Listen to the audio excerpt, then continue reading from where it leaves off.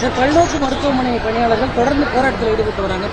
இல்ல அது சொல்லியாச்சுங்க. 4-5 தடவை அவங்க ஒரு 6-7 அசோசியேஷன், எல்லா அசோசியேஷன்களுமே பேசியிருக்கிறோம், நடவடிக்கை எடுப்பதற்கு சொல்லியிருக்கோம். 2013 இருந்து அவங்க வேலையில் இருக்கிறாங்க. 2013 சேர்ந்தவங்க 2021 வரைக்கும் அதிமுக ஆட்சியில் தான் இருந்தது.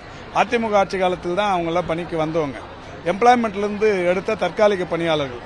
அந்த தற்காலிக பணியாளர்கள் பணி நிரந்தரம்ங்கிறாங்க. இப்போ அரசு தேர்தலை சந்திக்கவிருக்கிறது என்கின்ற காரணத்தினாலேயே தற்காலிகத்தில் இருப்பவர்கள், ஒப்பந்த அடிப்படையில் இருப்பவர்கள் எல்லாமே பணி நிரந்தரம் செய்ய வேண்டும் என்பது இப்ப பேஷன் ஆயிருச்சு. அந்த வகையில் அவர்களிடத்திலும் பேசியிருக்கிறோம், சொல்லப்பட்டிருக்கிறது. அரசு ஊழியர்களான போராட்டத்தை நான் சொல்லல. தற்காலிக பணி நியமனங்கள் என்பது ஒரு 11 மாசத்துக்கு வேலைக்கு வரோம் அப்படிங்கிற மாதிரி வருது. அந்த மாதிரி வந்தவங்களுக்கான வாய்ப்பு 11 மாசம் தான் இருப்பாங்க.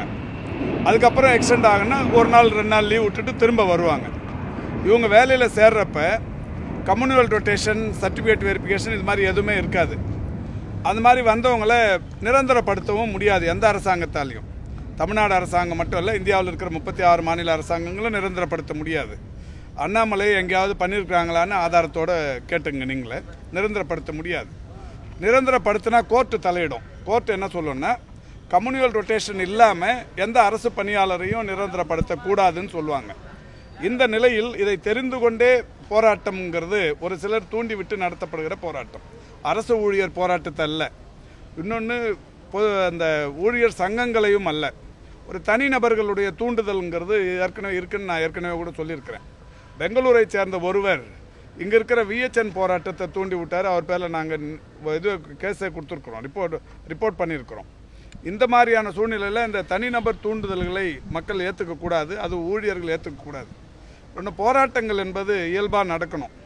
தேர்தல் நடக்க போகிற நேரத்தில் அரசுக்கு அழுத்தம் கொடுக்கிற வகையிலான இந்த மாதிரியான தூண்டி விடுகிற போராட்டங்கள் குறைக்கப்பட வேண்டும் என்கின்ற நோக்கத்தில் சொல்லப்பட்டதே தவிர போராட்டங்களையே கொச்சைப்படுத்துறதுங்கிறது திமுக அரசின் நோக்கம் அல்ல. இன்னொன்று, நான் அரசியல்வாதிங்கிறத தாண்டி முன்னாடி நான் ஒரு யூனியன் தலைவராக இருந்து தான் அரசியலுக்கு வந்திருக்கிறேன். ஒரு 1980களில் நான் ஏற்கனவே சட்டமன்றத்திலே இது பதிவு பண்ணேன்.